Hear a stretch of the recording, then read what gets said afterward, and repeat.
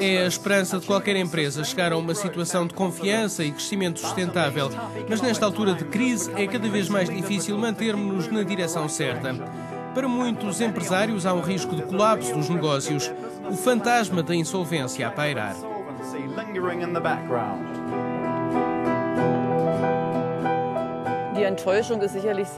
A decepção de ter de fechar uma empresa ao fim de muitos anos é enorme. É o pior que podem imaginar acontecer.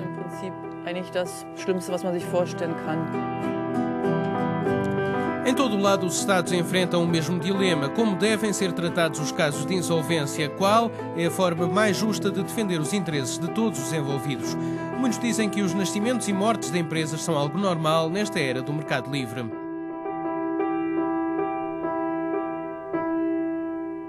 Mesmo as maiores e mais robustas economias não estão imunes. Na Alemanha, por exemplo, 30.000 empresas por ano abrem falência, desde que a crise global começou em 2007.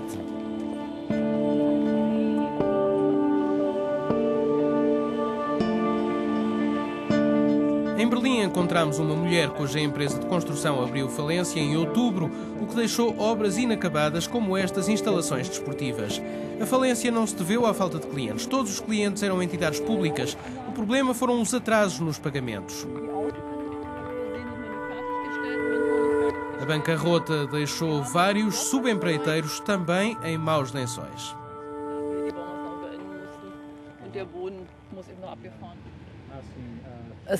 Algumas pessoas não imaginam o que é insolvência.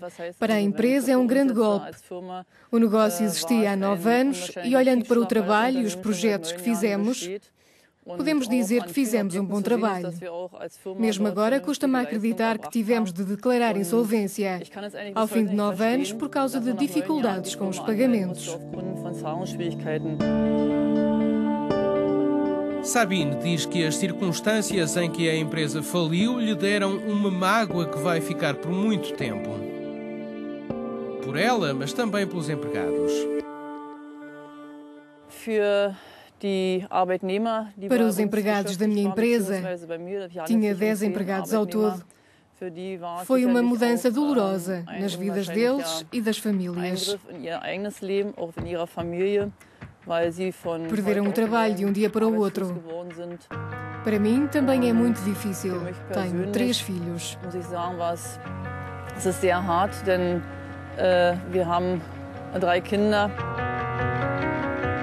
Cada país tem as próprias leis em termos de insolvência. Muitas estão a ser reavaliadas.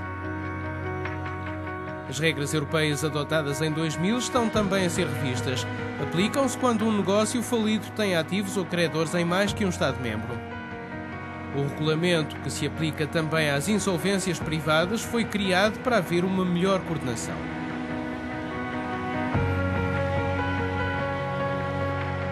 Mas parece haver uma mudança no pensamento no que toca às prioridades quando as empresas começam a afundar. Muitos dizem que as leis atuais insistem em levar as empresas à liquidação quando há outras opções. As diferenças na legislação começam agora a ser notadas.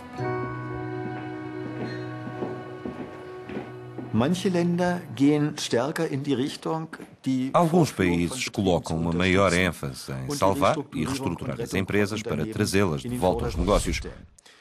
Isto pode ser verificado, por exemplo, no Reino Unido nos últimos anos, na Alemanha, que aplica esta estratégia com determinação, ou ainda em França, que fez algumas reformas neste sentido. Noutros países, a tendência não está muito desenvolvida, mesmo se as leis estão a mudar. Por exemplo, em Espanha, a lei está a demorar muito para entrar em vigor.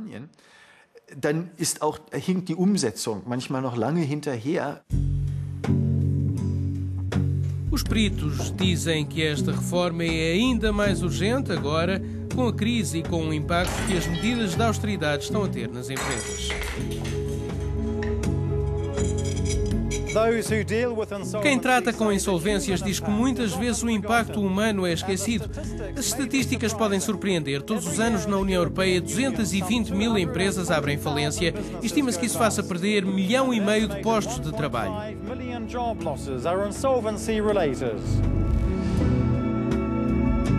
Qualquer mudança nas regras europeias vai ser seguida com atenção no Luxemburgo. Um exemplo de um país em que muitas empresas têm negócios transfronteiriços. Mesmo sendo um país rico, aqui, só em 2010, faliram 500 empresas com empregados. Alguns dirigentes sindicais dizem que a globalização dos negócios europeus deveria trazer uma maior harmonização no que toca às regras para proteger os empregados despedidos.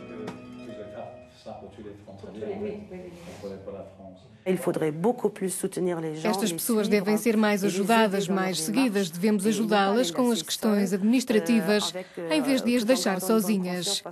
É preciso ter consciência de que essas pessoas receberam o dinheiro da indemnização, mas isso não chega. Esquecemos muito o fator humano.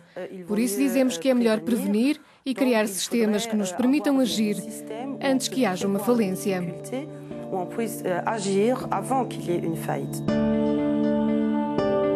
Esta mensagem já foi ouvida por alguns Estados, com as políticas de prevenção que foram postas em marcha para manter as empresas à tona d'água.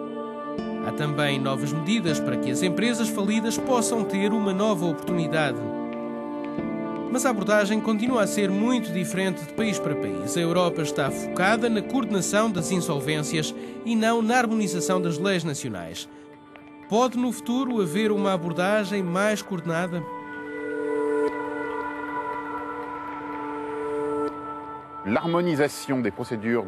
A harmonização dos procedimentos de recuperação das empresas em dificuldade é muito complexa.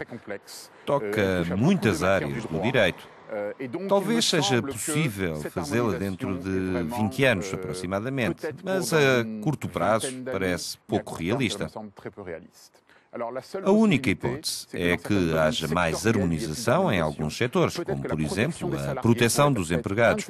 Já no que toca aos procedimentos ou ao tratamento dos credores, não me parece que se possa harmonizar mesmo a médio prazo.